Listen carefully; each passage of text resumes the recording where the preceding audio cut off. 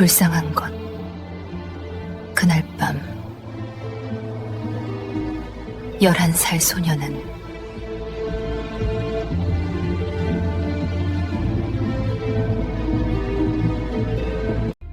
제주 기생청의 낡은 대청마루, 비단 적삼 너머로 전해지는 차갑고 무거운 손길의 기억. 양반들의 웃음소리가 메아리 칠 때마다 그녀는 죽은 아버지의 얼굴을 떠올렸습니다. 로 술잔을 받드는 이 손으로 세상을 움켜쥘 수 있을 거라고는 상상조차 할 수 없었습니다. 하지만 25년 후 그 소녀는 조선 최고의 거상이 되어 있었습니다.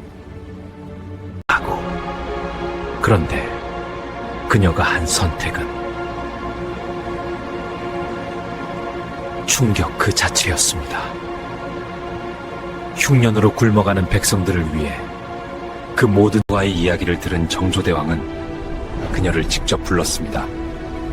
그리고 조선 역사상 유일하게 여성에게 금강산 유람을 허락했습니다. 하지만 이 모든 것은 1739년 제주도 화북포구. 바닷바람이 얼굴을 후려칠 때마다 소금기가 입술을 갈라놓았습니다. 저는 그 통증조차 반가웠습니다. 적어도 그 순간만큼은 제가 살아있다는 걸 느낄 수 있었으니까요. 만더가 또 여기 있었구나. 어머니의 목소리였습니다. 하지만 그 목소리에는 이미 체념이 배어 있었습니다. 7살 때 아버지가 돌아가신 후 어머니의 목소리에서 온기가 사라지는 데는 그리 오랜 시간이 걸리지 않았습니다. 양반댁 청직이었던 아버지. 그분이 남긴 건 빚더미뿐이었습니다. 기생청에서 사람이 왔다. 이제 그만 가야 한다. 어머니의 손이 떨리고 있었습니다. 하지만 저를 끌어안지는 않았습니다. 이미 2해 전 제가 광기로 등록되던 그날 어머니는 제게 마지막 포옹을 해주었습니다. 그 후로 어머니는 단 한 번도 저를 안아주지 않았습니다. 아마도 그래야만 딸을 기생청에 보내는 죄책감을 견딜 수 있었던 모양입니다. 어머니, 가거라. 내가 버는 돈으로 내 남동생이라도 살아야 한다. 칼날처럼 날카로운 말이었습니다. 하지만 저는 그 말의 의미를 알았습니다. 미안하다는 말 대신 어머니가 할 수 있는 유일한 표현이었습니다. 제주 기생청의 문턱을 넘는 순간 저는 김만덕이라는 이름을 잃었습니다. 이제부터 내 이름은 춘매다. 봄의 매화라 얼마나 고상한가. 그 이름값을 하려면 죽도록 배워야 할 게 많다. 기생청의 교관 할멈은 제 턱을 손가락으로 들어 올렸습니다. 거친 손톱이 제 살갗을 긁었지만 저는 움찔하지 않았습니다. 이미 2해 동안 배운 것이 있었습니다. 이곳에서 살아남으려면 아픔을 드러내서는 안 된다는 것을. 뼈대는 괜찮네. 눈도 크고. 하지만 이 손은 뭐냐? 거친 게 산 것 손이잖아. 바직? 뺨을 후려치는 소리가 방 안에 울렸습니다.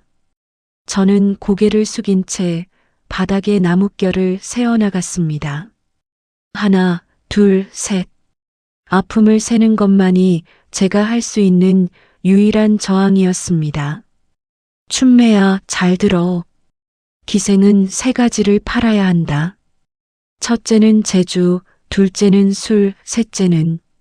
할멈이 입가에 섬뜩한 미소를 지으며 말을 멈췄습니다. 몸이다. 그 순간 제 등골에 식은땀이 흘러내렸습니다. 11살 소녀에게 주어진 하루는 지옥과도 같았습니다. 새벽 4시 물 길러 나가는 것으로 하루가 시작됩니다. 한라산 자락에 샘물을 길어와야 했는데 물동이가 어찌나 무겁던지 어깨에 물집이 잡히고 터지기를 반복했습니다. 피가 배어나와도 쉴 수 없었습니다. 물을 늦게 길어오면 아침밥을 굶어야 했으니까요. 해가 뜨면 노래 연습이 시작됩니다. 제주 민요부터 경기 잡가까지 목이 쉬어라 불러야 했습니다. 음이 틀리면 손바닥에 회초리가 내려앉았고 박자가 어긋나면 종아리를 맞았습니다. 제 손바닥은 이내 피멍이 들어 자주색으로 변했습니다. 춤매, 가야금 자세가 왜 그 모양이냐? 정오가 되면 악기 연습입니다. 가야금, 거문고, 해금까지 어린 손가락으로 현을 뜯고 또 뜯었습니다. 손끝이 터져 피가 나면 그 피로 현이 미끄러워져서 소리가 제대로 나지 않았습니다. 하지만 멈출 수 없었습니다.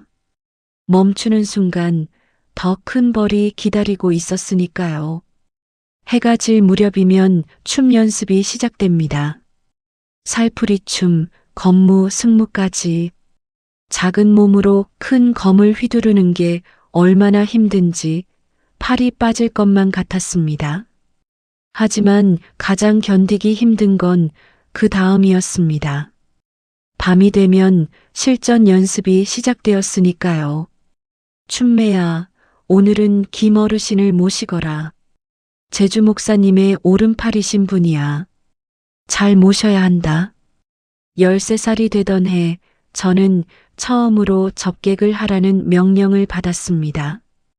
교관 할멈이 제게 건넨 연지곤지를 바를 때 거울에 비친 제 얼굴은 너무나도 낯설었습니다.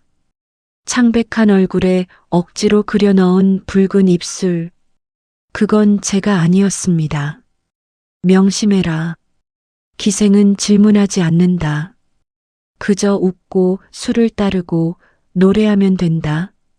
알겠느냐? 대청마루로 향하는 복도는 끝없이 길었습니다. 발걸음을 옮길 때마다 무릎이 떨렸고 손에 쥔 술병이 덜컥거렸습니다. 문이 열렸습니다. 담배 연기가 자욱한 방 안에 5명의 남자들이 앉아 있었습니다. 50줄로 보이는 김어르신은 제게 눈길 한 번 주지 않고 옆 사람과 정치 이야기를 나누고 있었습니다.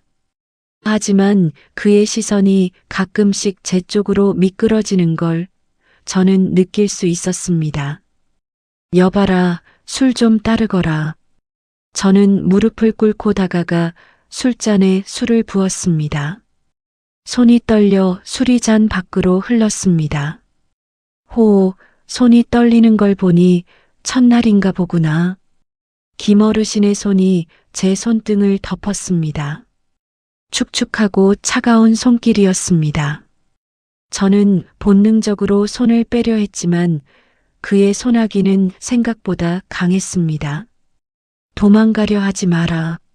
내가 여기 온 이유를 알고 있겠지? 그 순간 방 안의 다른 남자들이 웃음을 터뜨렸습니다. 저는 고개를 숙인 채 눈물이 차오르는 걸 간신히 참았습니다. 눈물을 보이는 순간 더 큰 수치를 당하리라는 걸 알았기 때문입니다. 불쌍한 것, 이 몸뚱이로 얼마나 버틸 수 있을지 보자꾸나. 그날 밤 무슨 일이 있었는지 저는 말하지 않겠습니다. 다만 이것만은 말할 수 있습니다. 그날 밤 이후 제 안에서 무언가가 완전히 부서졌고 동시에 무언가 새로운 것이 싹트기 시작했다는 것을요. 새벽 저는 한라산이 보이는 기생청 뒤뜰에 홀로 앉아 있었습니다. 몸 곳곳이 쑤시고 아팠지만 그보다 더 아픈 건 제 마음이었습니다. 나는 왜 이렇게 태어났을까? 왜 양반과 규수로 태어나지 못했을까? 왜 아버지는 빚을 남기고 돌아가셨을까? 원망의 말들이 목구멍까지 차올랐지만 소리내어 울 수 없었습니다. 울음조차 허락되지 않는 곳이었으니까요. 그때였습니다. 내가 춤매로구나. 뒤돌아보니 한 노파가 서 있었습니다. 기생청의 친모 할멈이었습니다. 다른 교관들과 달리 이 할멈은 기생들에게 매를 들지 않는 것으로 유명했습니다. 할멈, 어젯밤 일 들었다. 힘들었겠구나. 처음으로 건네받는 위로의 말이었습니다. 그 말 한마디에 참았던 눈물이 터져 나왔습니다. 저는 어린아이처럼 엉엉 울었습니다. 할멈은 제 등을 쓰다듬으며 조용히 말했습니다. 춘매야, 잘 들어. 이곳에서 살아남는 방법은 두 가지다. 첫째, 완전히 무너져서 인형처럼 사는 것. 둘째, 할멈이 잠시 말을 멈추고 수평선 너머를 바라보았습니다. 이곳을 벗어날 힘을 기르는 것이다. 벗어날 힘이요? 기생은 평생 기생으로 살아야 한다고? 천만에. 속량이라는 게 있단다. 충분한 돈을 모으면 기생 신분에서 벗어날 수 있지. 할멈의 눈빛이 반짝였습니다. 하지만 그 돈을 모으려면 보통 영악함으로는 안 된다. 이곳 양반들의 주머니를 털어낼 정도의 지혜가 필요하지. 그 순간 제 안에서 무언가가 타오르기 시작했습니다. 분노도 아니고 원망도 아닌 뜨거운 무언가였습니다. 그것은 바로 욕망이었습니다. 이곳에서 벗어나고 싶다는, 아니, 이곳을 발판으로 삼아 더 높은 곳으로 올라가고 싶다는 욕망. 할멈, 저도 할 수 있을까요? 이 지옥에서 벗어날 수 있을까요? 할머니 제 눈을 똑바로 바라보며 말했습니다. 내 눈을 보니 알겠구나. 너는 할 수 있다. 아니, 반드시 해낼 것이다.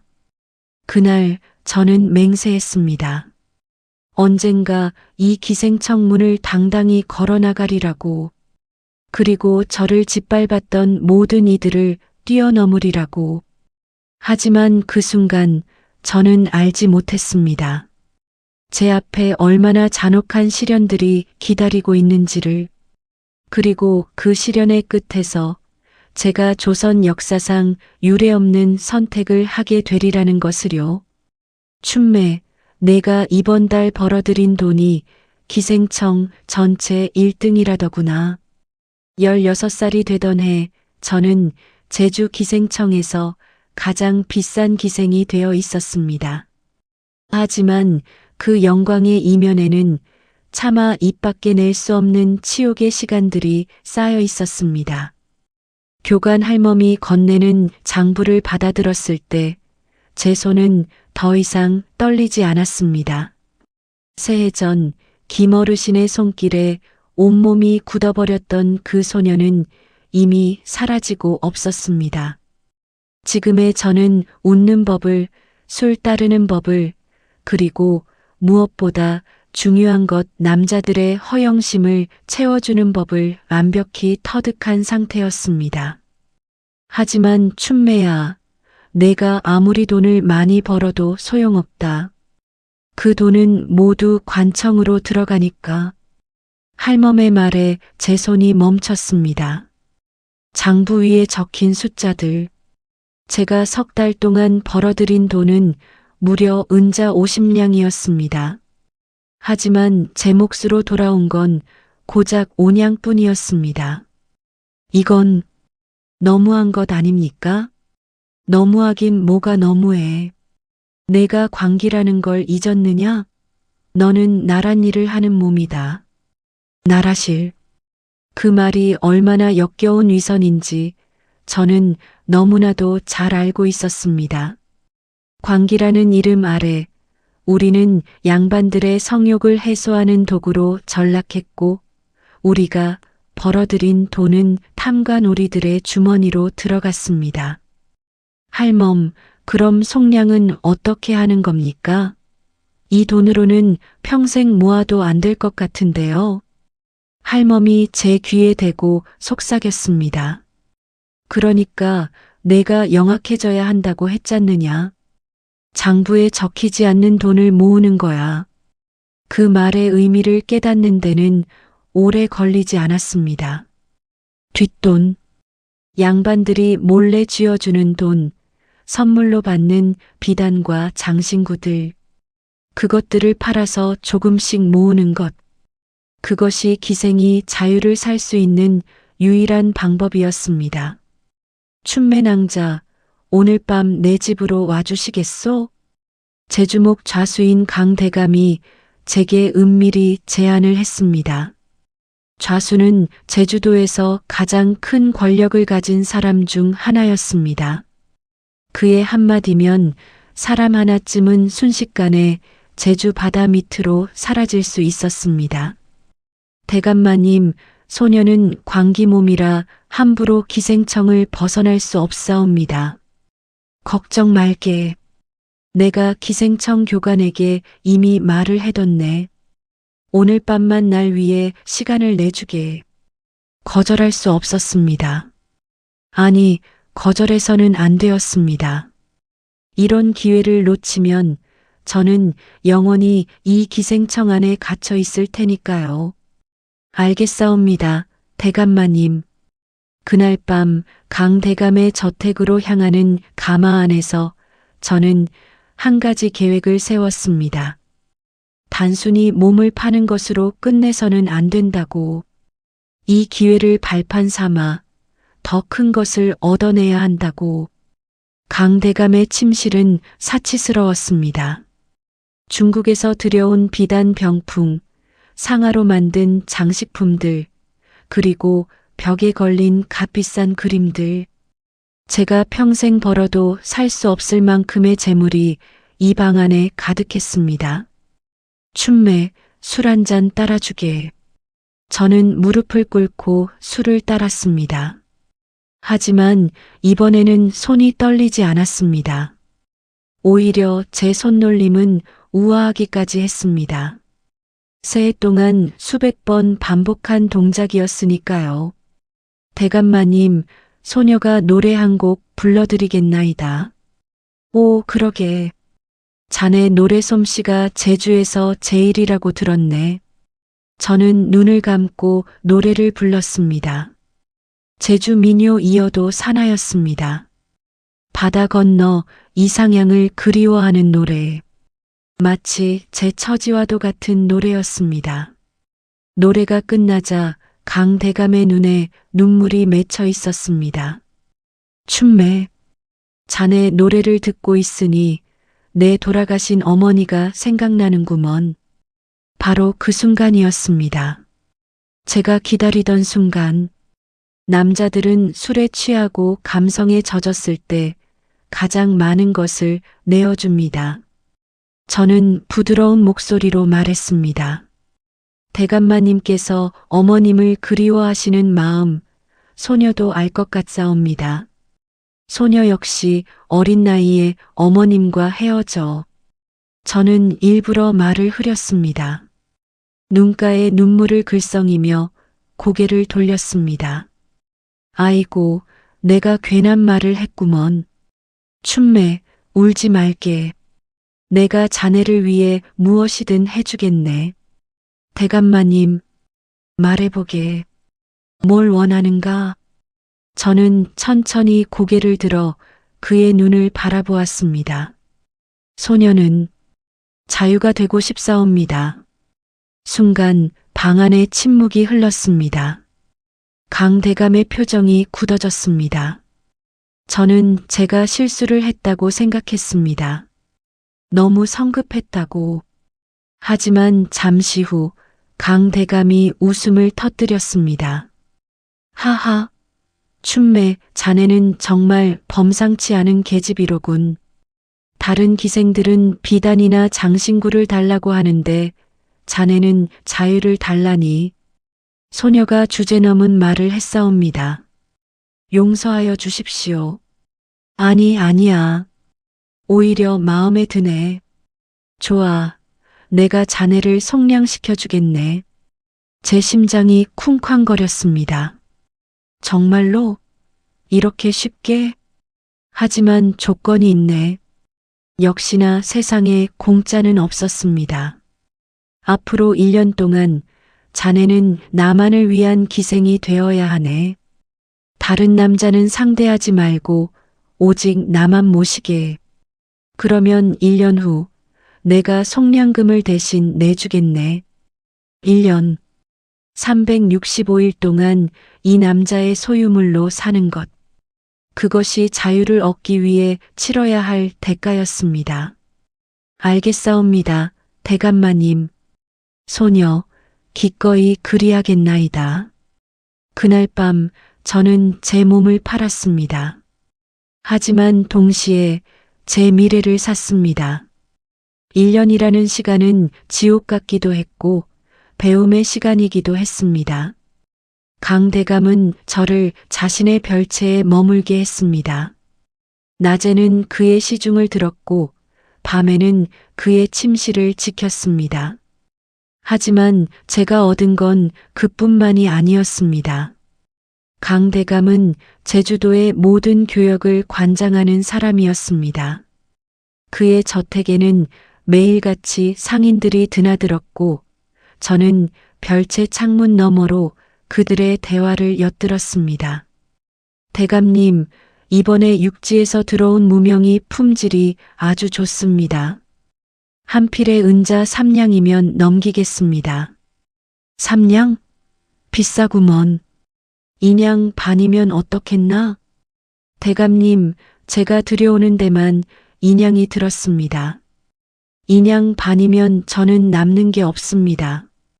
그래. 그럼 내가 육지의 다른 상인을 찾아봐야겠군. 아, 아닙니다. 알겠습니다. 2냥 반에 드리겠습니다. 저는 그 대화를 들으며 깨달았습니다. 상인은 물건 값을 속인다. 그리고 권력자는 그 약점을 이용한다.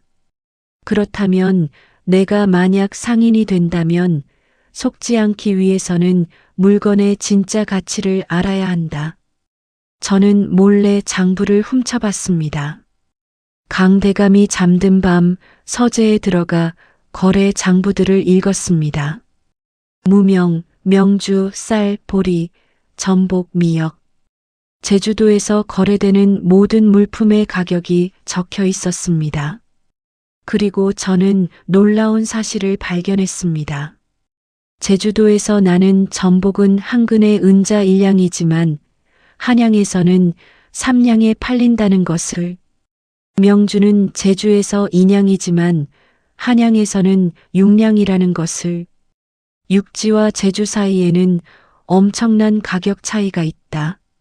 만약 내가 제주의 물건을 육지로 가져가 팔 수 있다면 그 생각이 머릿속을 가득 채웠습니다.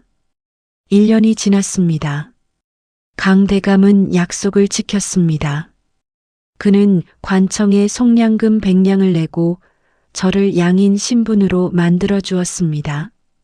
춘매, 아니, 이제 만덕이라고 불러야 하나. 자네는 이제 자유의 몸이네. 어디든 가고 싶은 곳으로 가게.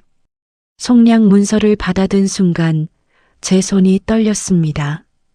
하지만 이번에는 두려움이 아니라 설렘 때문이었습니다. 대감마님, 평생 은혜를 잊지 않겠나이다. 은혜는 무슨? 자네가 1년 동안 날 잘 모셔줬으니 그 대가를 치른 것뿐이네. 저는 강대감의 저택을 나섰습니다. 11살에 기생청에 들어간 이후 처음으로 제 발로 걸어나가는 순간이었습니다. 바닷바람이 얼굴을 때렸습니다.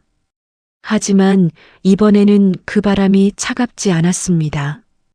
오히려 시원하고 상쾌했습니다. 나는 이제 자유다. 진짜 내 인생이 시작된다. 하지만 현실은 녹록지 않았습니다. 속량되어 양인이 되었다 한들 저는 여전히 가난했습니다. 손에 쥔 돈은 고작 20미양. 1년 동안 몰래 모은 돈이었지만 장사를 시작하기에는 턱없이 부족했습니다. 만더가 왔구나. 어머니의 집을 찾았을 때 어머니는 저를 알아보지 못했습니다. 6년 만이었습니다. 11살 소녀는 이제 17살 여인이 되어 있었고 어머니는 40살도 되지 않았는데 머리가 반백이 되어 있었습니다. 어머니, 저예요. 만덕이요. 만덕이.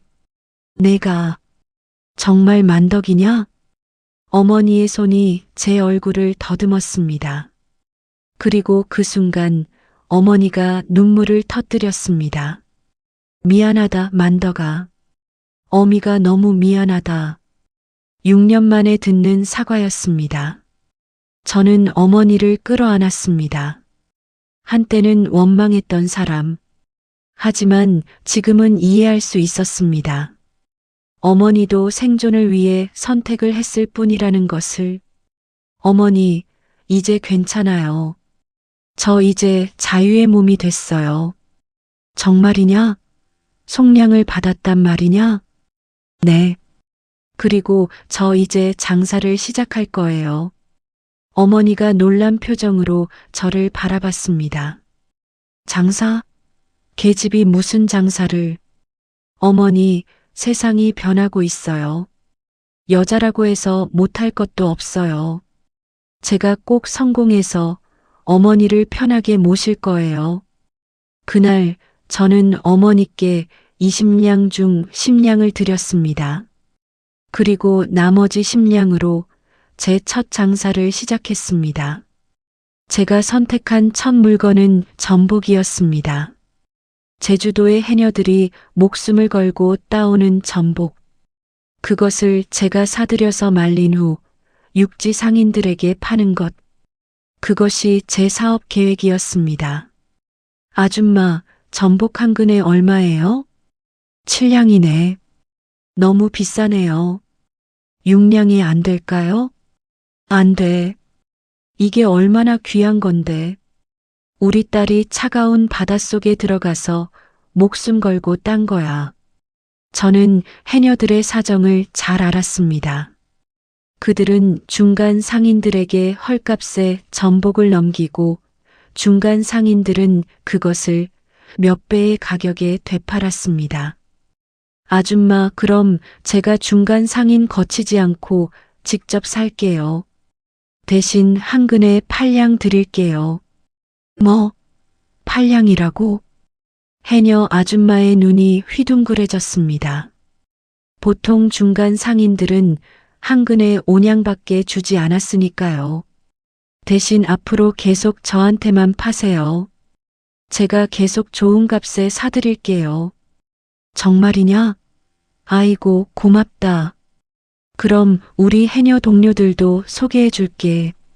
그렇게 저는 해녀들과 직거래를 시작했습니다. 제가 비싼 값에 사주자 해녀들은 앞다투어 저에게 전복을 팔았습니다. 저는 그 전복들을 깨끗이 손질해서 말렸습니다. 그리고 육지에서 온 상인들에게 한 근에 12냥에 팔았습니다. 8냥에 사서 12냥에 파니 한 근당 4냥의 이익. 한 달 동안 50근을 팔아서 저는 200냥을 벌어들였습니다. 17살 여자 상인의 탄생이었습니다. 하지만 성공은 곧 시기와 질투를 불러왔습니다. 저 계집이 누군데 감히 우리 장사를 망치는 거야? 기존 전복 중간 상인들이 저를 찾아왔습니다. 5명의 남자들이 제 허름한 작업장으로 들이닥쳤습니다. 김만덕이라는 계집이 내가 맞지? 그렇습니다. 무슨 일이신지? 무슨 일이긴. 내가 해녀들한테 비싼 값을 주는 바람에 우린 물건을 구할 수가 없잖아. 저는 침착하게 대답했습니다. 그건 제 잘못이 아니라 당신들이 해녀들을 너무 쥐어짰기 때문 아닙니까? 파직? 뺨을 때리는 소리가 울렸습니다. 기생청에서 수없이 맞았던 그 소리. 하지만 이번에는 달랐습니다. 이번에는 제가 누군가의 소유물이 아니었으니까요. 감히 계집 주제에 말대꾸를 해? 저는 쓰러지지 않았습니다. 뺨이 화끈거렸지만 저는 그자의 눈을 똑바로 바라보았습니다. 당신들이 저를 때려봤자 소용없습니다. 저는 해녀들과 이미 계약을 했습니다. 앞으로도 계속 저와 거래할 겁니다.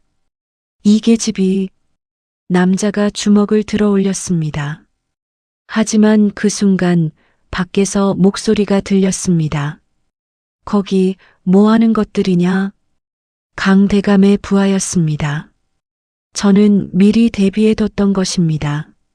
만약 상인들이 저를 괴롭히면 강대감께 도움을 청하라고 부하에게 부탁해뒀던 것이죠. 대감님께서 김만덕 낭자를 건드리는 자가 있으면 가만두지 않겠다고 하셨다. 상인들의 얼굴이 창백해졌습니다. 그들은 저를 노려보며 물러갔습니다. 두고 보자, 김만덕. 그들이 떠난 후 저는 무너져 내렸습니다. 다리에 힘이 풀려 그 자리에 주저앉았습니다. 무서웠습니다. 하지만 동시에 저는 알았습니다. 나는 이제 혼자가 아니다. 내게는 인맥이 있고 지혜가 있고 무엇보다 포기하지 않는 의지가 있다. 그날 밤 저는 다시 한번 맹세했습니다. 이 제주도에서, 아니, 조선 전체에서 가장 큰 상인이 되겠다고. 그 누구도 저를 함부로 대할 수 없는 그런 사람이 되겠다고. 하지만 저는 아직 몰랐습니다. 제 앞에 놓인 가장 큰 시험이 곧 다가오리라는 것을. 그리고 그 시험을 통과하는 순간 제 이름이 역사에 영원히 기록되리라는 것을요. 만덕아, 큰일 났다. 흉년이 들었어. 23살이 되던 해봄, 어머니가 창백한 얼굴로 달려왔습니다. 밖을 보니 하늘이 뿌옇게 흐려져 있었습니다. 하지만 비가 내릴 기미는 보이지 않았습니다. 가뭄이 시작됐나 보구나. 저는 창문 너머로 말라가는 밭을 바라봤습니다. 6년 동안 장사를 하며 배운 것이 있었습니다. 흉년이 들면 곡물값이 폭등한다는 것. 그리고 그 폭등을 미리 예측한 사람만이 큰 돈을 번다는 것. 어머니, 걱정 마세요. 제가 미리 쌀을 사두었어요. 정말이냐? 네.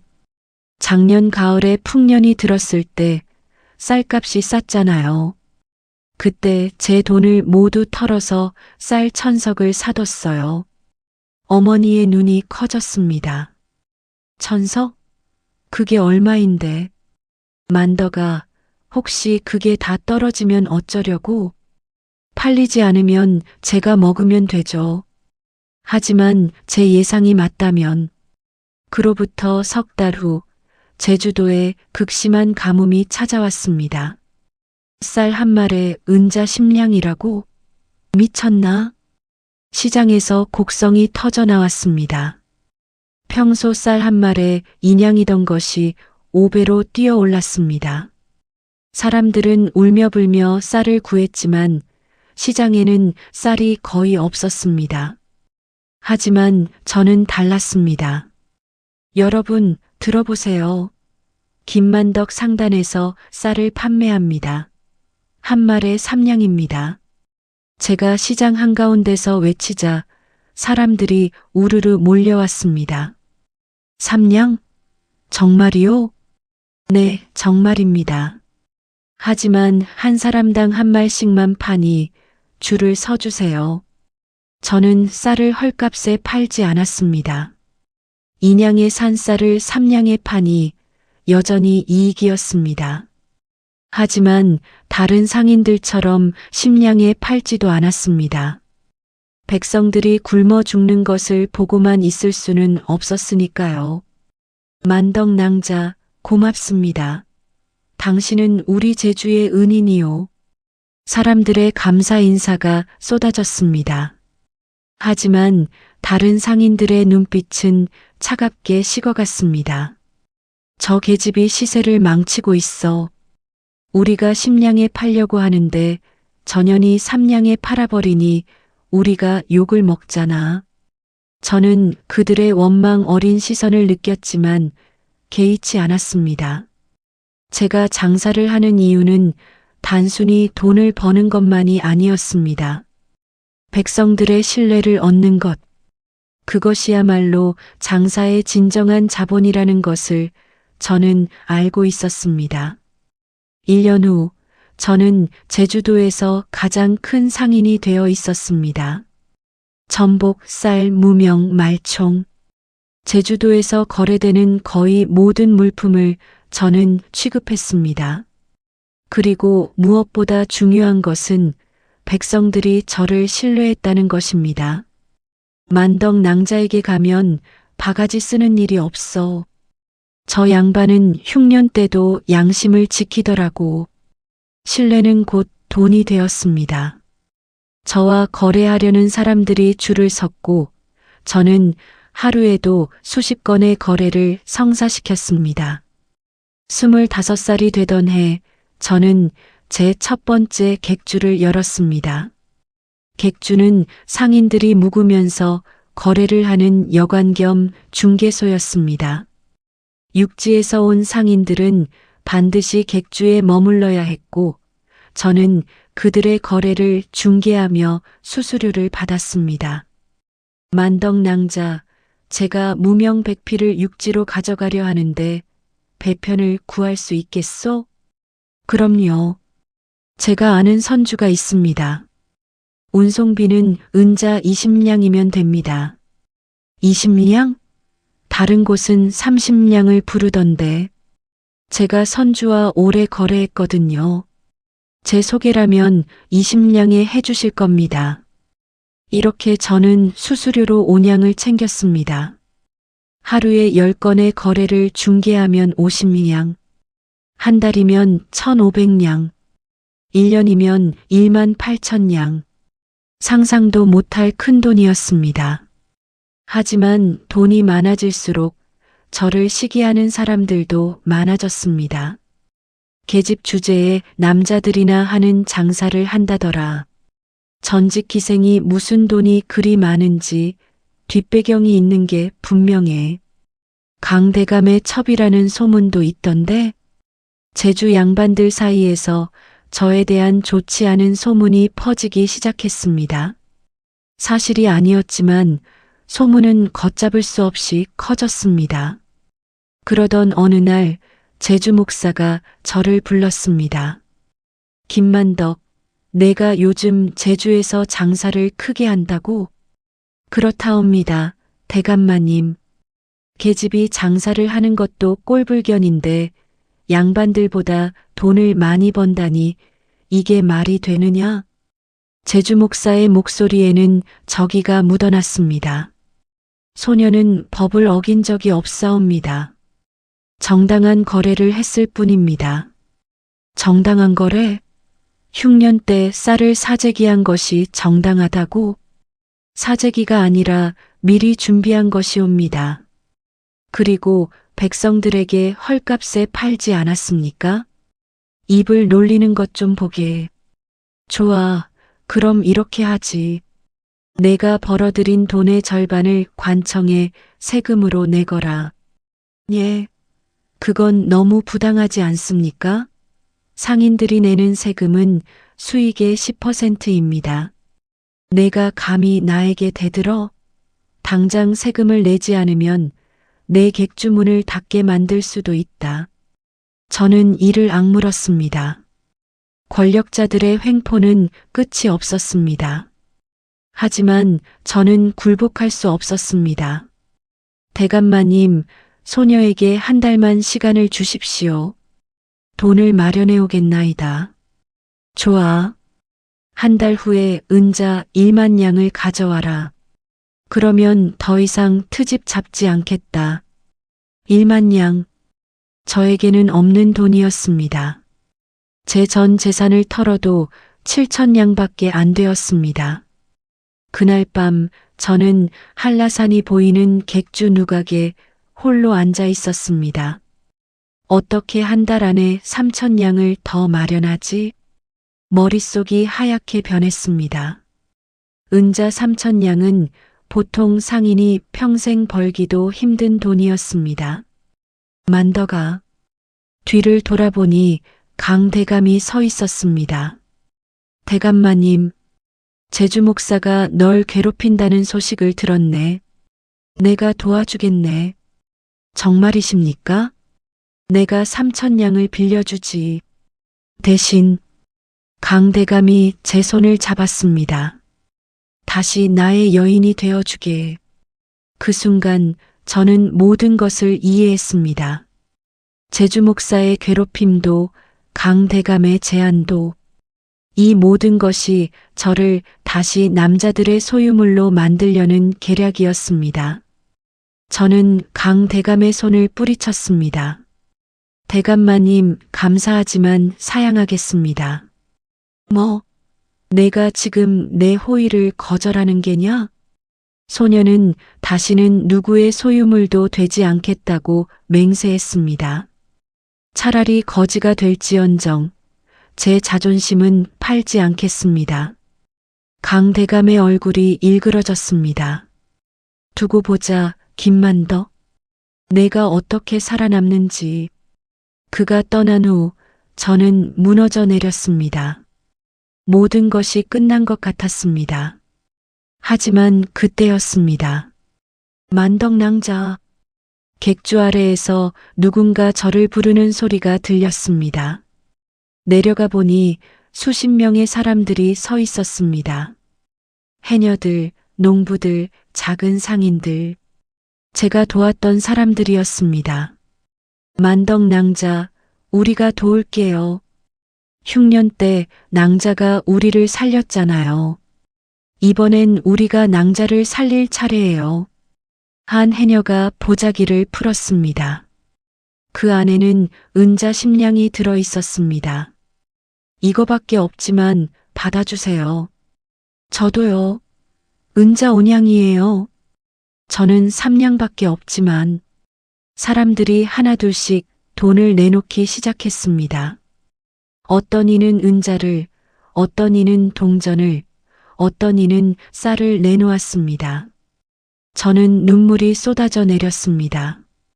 여러분, 만덕낭자, 울지 마세요. 우리가 있잖아요.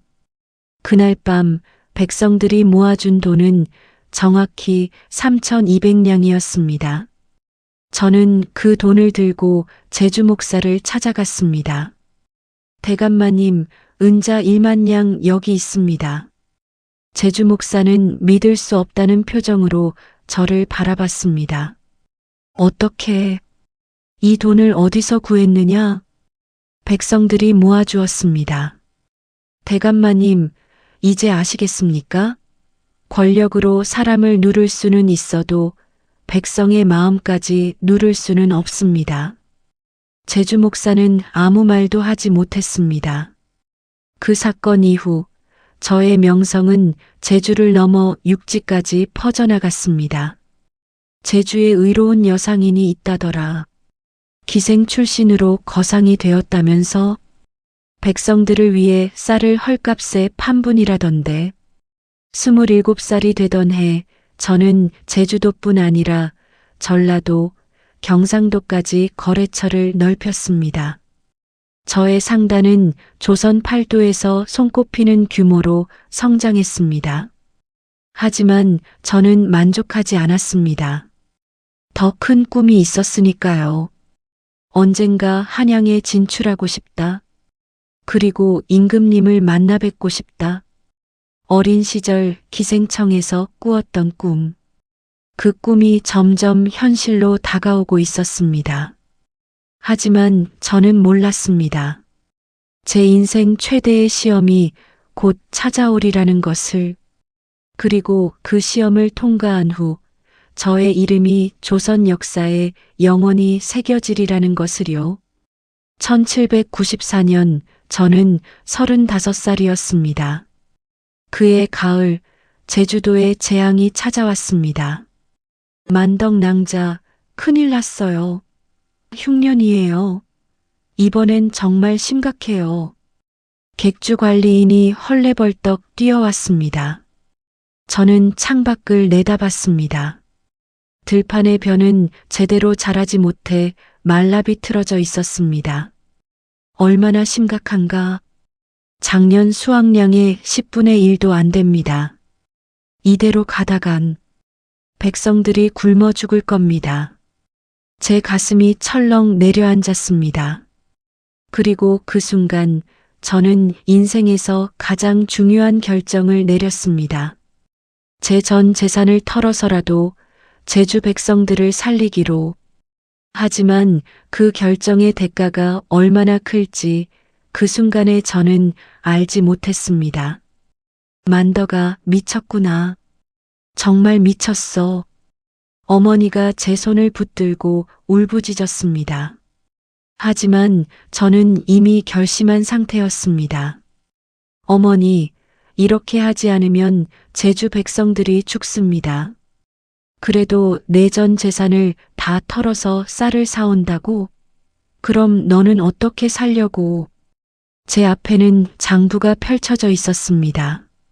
제가 20년 동안 모은 전 재산, 은자 5만 냥, 제주도는 물론이고 조선 팔도를 통틀어도 손에 꼽히는 거금이었습니다. 어머니, 저는 이미 기생청에서 한 번 죽었던 사람이에요. 그때 백성들이 저를 살려줬어요. 이번엔 제가 그 은혜를 갚을 차례입니다. 하지만 어머니, 돈은 다시 벌면 됩니다. 하지만 사람의 목숨은 한 번 잃으면 돌이킬 수 없어요. 저는 관리인에게 명령했습니다. 내일 당장 육지로 가서 쌀을 사오시오. 제 전 재산을 모두 털어서라도 제주 백성들이 겨울을 날 수 있을 만큼의 쌀을 구해오시오. 하지만 낭자님, 지금 조선 팔도가 모두 흉년입니다. 쌀값이 엄청나게 올랐어요. 보통 때의 10배입니다. 알고 있소. 그래도 사야 하오. 어서 가시오. 관리인이 떠난 후 저는 창밖을 바라봤습니다. 거리에는 이미 굶주린 백성들이 하나둘씩 쓰러지고 있었습니다. 조금만 기다리세요. 제가 반드시 여러분을 살려낼 테니. 2달 후 육지에서 배가 도착했습니다. 배 안에는 쌀 1만 석이 실려 있었습니다. 제 전 재산 5만 냥을 모두 털어 산 쌀이었습니다. 보통 때 같았으면 1만 냥이면 살 수 있는 양이었지만 흉년 때라 5배의 가격을 치러야 했습니다. 만덕낭자, 쌀이 도착했습니다. 소식을 들은 백성들이 부두로 몰려들었습니다. 수천 명의 사람들이었습니다. 그들의 눈에는 절박함이 가득했습니다. 여러분, 진정하십시오. 저는 높은 곳에 올라가 외쳤습니다. 이 쌀은 여러분을 위한 것입니다. 한 가구당 한 달치씩 나눠드리겠습니다. 얼마예요? 한 말에 얼마예요? 한 백성이 불안한 목소리로 물었습니다. 다들 제가 비싼 값을 부를까봐 두려워하는 표정이었습니다. 저는 깊게 숨을 들이쉬고 말했습니다. 공짜입니다. 예, 이 쌀은 무료로 나눠드립니다. 돈 한 푼 받지 않겠습니다. 순간 부두에 침묵이 흘렀습니다. 그리고 잠시 후 누군가 울음을 터뜨렸습니다. 낭자님, 감사합니다. 정말 감사합니다. 만덕 낭자 만세. 우리의 은인이십니다. 백성들이 무릎을 꿇고 절을 했습니다. 저는 그들을 일으켜 세우며 말했습니다. 절하지 마십시오. 이건 당연히 해야 할 일입니다. 하지만 제 마음속 한편에서는 공포가 밀려왔습니다. 나는 이제 무일푼이 되었다. 20년 동안 모은 재산을 하루아침에 날렸다. 그날 밤 저는 텅 빈 객주 사무실에 홀로 앉아 있었습니다. 금고는 비어 있었고 장부에는 잔액 영량이라고 적혀 있었습니다. 손이 떨렸습니다. 내가 정말 잘한 걸까? 소문은 빠르게 퍼져나갔습니다. 제주의 김만덕이라는 여상인이 전 재산을 털어 백성들을 구했다더라. 5만 양을 한 푼도 받지 않고 쌀로 나눠줬다지. 여자 몸으로 그런 큰일을 하다니 대단한 사람이야. 소문은 제주를 넘어 전라도로, 경상도로, 그리고 마침내 한양까지 도달했습니다. 그리고 그 소문은 마침내 궁궐에까지 들어갔습니다. 정조대왕 폐하, 제주에서 올라온 보고가 있습니다. 영의정이 임금에게 장계를 올렸습니다. 정조는 그 장계를 읽으며 눈썹을 치켜 올렸습니다. 김만덕이라. 기생 출신의 여상인이 전 재산을 백성 구제에 썼다고? 그렇다옵니다, 전하. 제주 목사의 보고에 따르면 그녀의 선행이 없었다면 제주 백성 수천 명이 굶어 죽었을 것이라 합니다. 정조는 잠시 생각에 잠겼습니다. 기생이었다가 상인이 되고 그 재산을 모두 백성을 위해 쓰다니 참으로 기특한 일이로다. 이런 사람이야말로 진정한 의인이 아니겠는가? 전하, 하오나 그녀는 천민 출신이옵니다. 상을 내리시기에는 경은 아직도 신분을 따지는가? 짐이 보기에 신분이 중요한 것이 아니라 그 사람의 행실이 중요한 것이오. 정조는 즉시 명을 내렸습니다. 김만덕을 한양으로 불러올리라. 그리고 내탕금에서 은자 1만 양을 하사하라. 또한 그녀가 원하는 것이 있다면 들어주도록 하라. 그로부터 한 달 후 저는 믿을 수 없는 소식을 들었습니다. 만덕 낭자. 임금님께서 낭자를 한양으로 부르십니다. 뭐라고요? 관리인이 들고 온 것은 임금의 어명이 담긴 문서였습니다. 제 손이 떨려 문서를 제대로 잡을 수가 없었습니다. 임금님께서 저를 한양으로? 그렇습니다. 그리고 상금 1만 양도 하사하신다고 합니다. 1만 양. 제가 잃은 돈의 5분의 1에 불과했지만 그것만으로도 저는 다시 장사를 시작할 수 있었습니다. 하지만 그보다 더 중요한 것은 한양. 제가 한양에 간다고요? 어린 시절부터 꿈꾸던 것. 기생청에서 매일 밤 기도했던 것. 언젠가 한양에 가서 임금님을 만나 뵙는 것. 그 꿈이 이루어지는 순간이었습니다. 1795년 봄 저는 처음으로 한양 땅을 밟았습니다. 36살의 나이.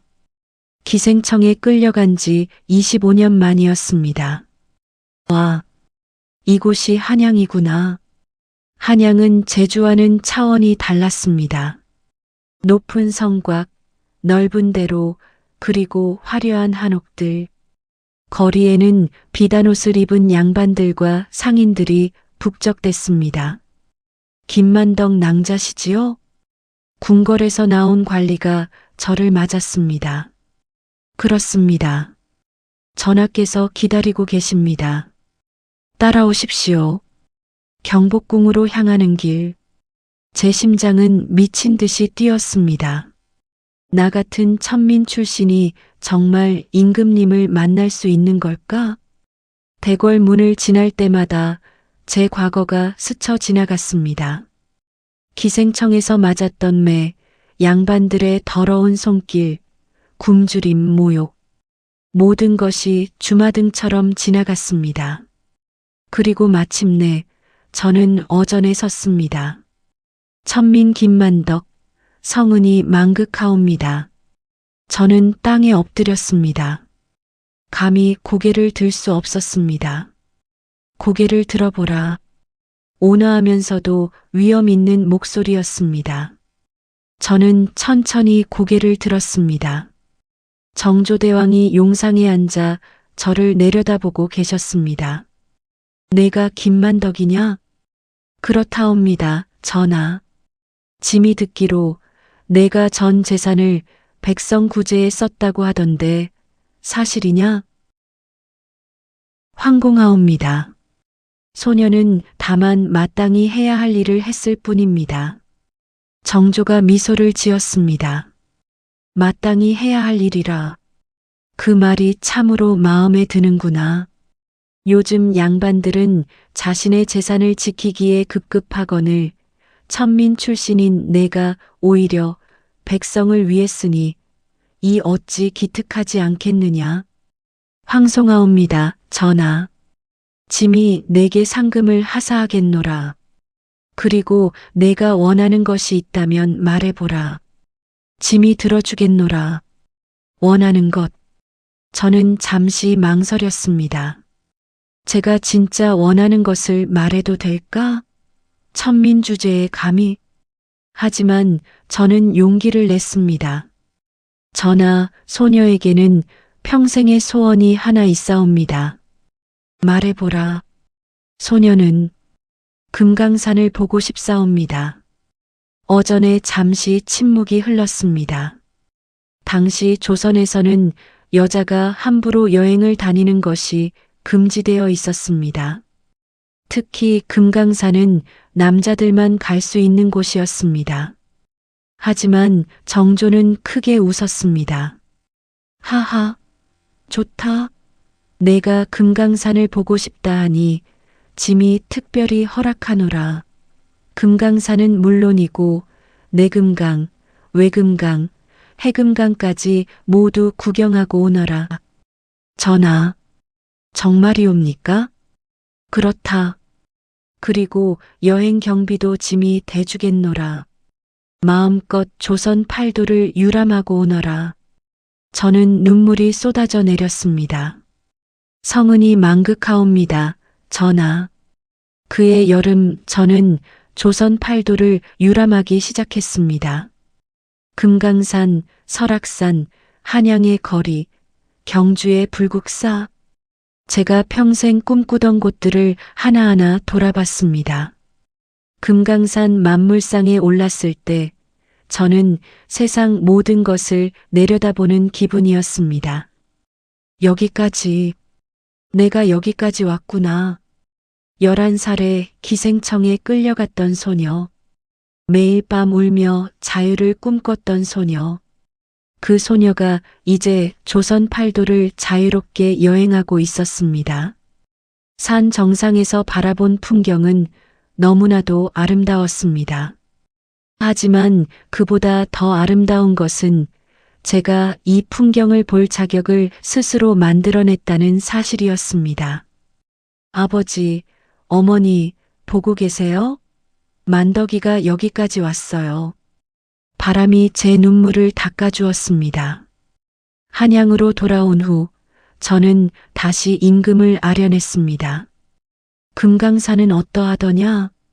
전하, 이 세상에 그보다 아름다운 곳은 없었사옵니다. 전하의 은혜 평생 잊지 않겠나이다. 그래, 그 말을 들으니 짐도 기쁘구나. 정조는 잠시 생각하더니 말했습니다. 김만덕, 내게 한 가지 더 물어보겠다.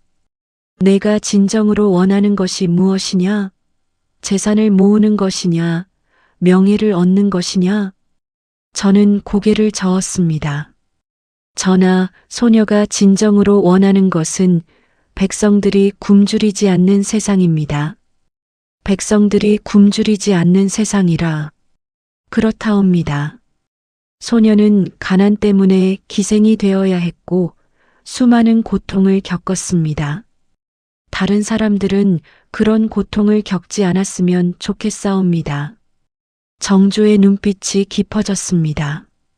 내 말이 옳도다. 그것이야말로 진정한 왕도이니라. 김만덕, 내가 제주로 돌아가거든 백성들을 계속 도우라. 짐도 이 나라를 그런 세상으로 만들기 위해 노력하겠노라. 황송하옵니다, 전하. 제주로 돌아온 저는 임금께서 하사하신 1만 냥으로 다시 장사를 시작했습니다. 하지만 이번에는 달랐습니다. 단순히 돈을 버는 것이 아니라 백성들을 돕는 것에 더 집중했습니다.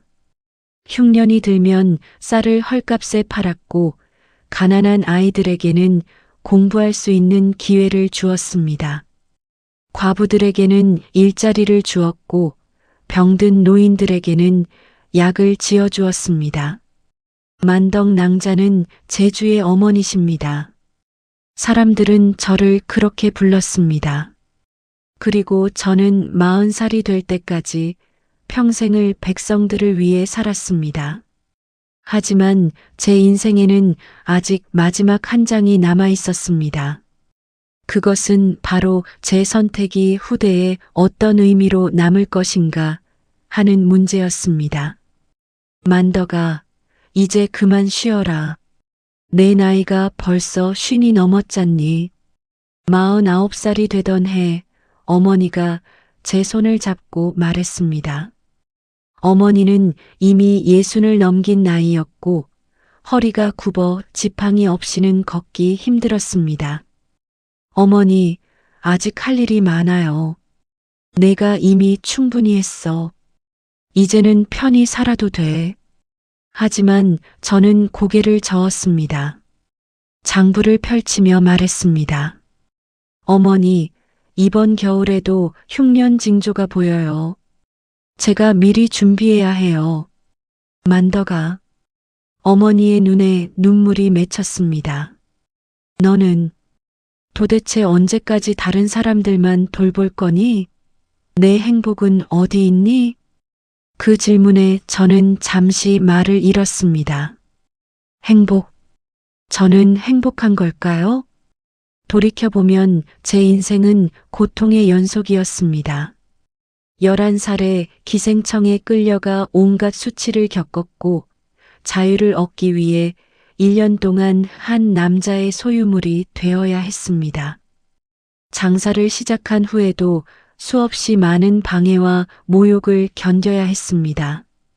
하지만 어머니, 저는 행복해요. 뭐라고? 제가 도운 사람들이 웃는 모습을 볼 때 저는 세상에서 가장 행복한 사람이에요. 그게 제 행복이에요. 어머니가 제 손을 꽉 쥐었습니다. 너는 정말 대단한 사람이 되었구나. 그해 겨울, 제 예상대로 흉년이 들었습니다. 하지만 이번에는 제가 미리 준비해둔 쌀 5,000석이 있었습니다. 저는 또다시 그 쌀을 백성들에게 헐값에 나눠주었습니다. 만덕 낭자, 또 이러시면 낭자만 손해예요. 괜찮아요. 제가 잃는 돈보다 백성들이 얻는 목숨이 더 중요하니까요. 그 소식은 다시 한양으로 전해졌습니다. 정조는 다시 한번 저를 치하했고 이번에는 정려문을 세워주겠다고 했습니다. 전하, 황공하옵니다만 소녀에게는 정려문보다 더 원하는 것이 있사옵니다. 무엇이냐? 제주에 의녀 양성소를 세우고 싶사옵니다. 가난한 집 딸들이 기생이 되는 대신 의녀가 되어 백성들을 치료할 수 있게 하고 싶사옵니다. 정조는 깊이 고개를 끄덕였습니다. 좋은 뜻이로다. 짐이 재정을 지원하겠노라. 1798년 제주 최초의 의녀 양성소가 문을 열었습니다. 개소식 날 저는 15명의 소녀들 앞에 섰습니다. 그 소녀들의 눈빛에서 저는 어린 시절의 제 모습을 보았습니다. 불안하고 두렵고 하지만 어딘가 간절한 눈빛. 여러분, 저는 천천히 입을 열었습니다. 여러분은 운이 좋습니다. 왜냐하면 여러분에게는 선택권이 있으니까요. 소녀들이 저를 바라봤습니다. 저는 어린 시절 선택권이 없었습니다. 기생이 되거나 굶어 죽거나 그 두 가지 중 하나를 선택해야 했죠. 하지만 여러분은 다릅니다. 여러분은 이제 의녀가 되어 사람을 살릴 수 있습니다. 한 소녀가 손을 들었습니다. 낭자님, 저희 같은 천민도 정말 의녀가 될 수 있나요? 물론입니다. 신분은 중요하지 않아요. 중요한 건 여러분의 의지와 노력입니다. 하지만 사람들이 천민이 만든 약을 먹을까요? 저는 미소를 지었습니다. 병든 사람은 약을 만든 사람의 신분을 따지지 않아요. 그저 자신을 낫게 해줄 수 있는지만 봅니다. 여러분이 실력을 갖추면 사람들은 자연스럽게 여러분을 찾게 될 거예요. 그날 소녀들의 눈빛이 달라졌습니다. 불안함이 사라지고 희망이 자리 잡았습니다. 하지만 시간은 무정했습니다. 49살이 되던 해겨울, 어머니가 병으로 쓰러지셨습니다. 만더가, 이리 와보렴. 저는 어머니의 침상 옆에 무릎을 꿇고 앉았습니다. 어머니의 손은 너무나도 차가웠습니다. 어머니, 의원을 더 불러올게요. 한양에서 명의를 모셔올게요. 아니다. 이제 됐어. 어미는 충분히 살았단다. 어머니, 그런 말씀 마세요. 어머니가 제 손을 쥐었습니다. 힘이 없는 손길이었지만 따뜻했습니다. 만더가, 어미가 미안하구나. 내가 11살 때 기생청에 보낸 것, 평생 어미의 죄였어. 어머니, 그 얘기는 이제 그만하세요. 저는 어머니를 원망하지 않아요. 하지만 어미는 내가 원망스러울 줄 알았어. 그런데 너는 오히려 더 많은 사람을 도우며 살았지. 너는 어미보다 훨씬 훌륭한 사람이 되었구나. 눈물이 쏟아져 내렸습니다. 어머니, 만더가, 내 마음 속에 있는 그 불, 그 따뜻한 불을 잃지 마라. 그 불이 다른 사람들도 따뜻하게 해줄 거야. 그것이 어머니의 마지막 말씀이었습니다. 어머니를 보내고 나서 저는 한동안 모든 것을 놓아버리고 싶었습니다. 이제 그만해도 되지 않을까? 나도 이제 쉬어도 되지 않을까? 하지만 그럴 수 없었습니다. 제가 멈추는 순간 제게 의지하는 수많은 사람들이 어려움에 처하게 될 테니까요. 그래서 저는 다시 일어났습니다. 51살이 되던 해 제주에 또다시 큰 흉년이 들었습니다. 이번에는 이전과는 비교할 수 없을 정도로 심각했습니다. 봄부터 가을까지 비 한 방울 내리지 않았고 들판의 곡식은 모두 말라 죽었습니다. 만덕낭자, 이번엔 정말 심각합니다. 제주 인구의 절반이 굶어 죽을 수도 있어요. 관리인의 말에 저는 결단을 내렸습니다. 내 전 재산을 다시 털어 쌀을 사오시오. 낭자님, 또 그러시면 안 됩니다. 지난번에도 파산 직전까지 갔잖아요. 괜찮소? 돈은 또 벌면 돼요. 하지만 어서 가시오. 저는 또다시 제 전 재산을 털었습니다. 이번에는 은자 3만 냥, 그 돈으로 쌀 8,000석을 사들였습니다. 그리고 또다시 그 쌀을 백성들에게 무상으로 나눠주었습니다. 만덕낭자, 은인이십니다. 낭자님 덕분에 제 아이들이 살았어요. 낭자님은 살아있는 부처님이십니다.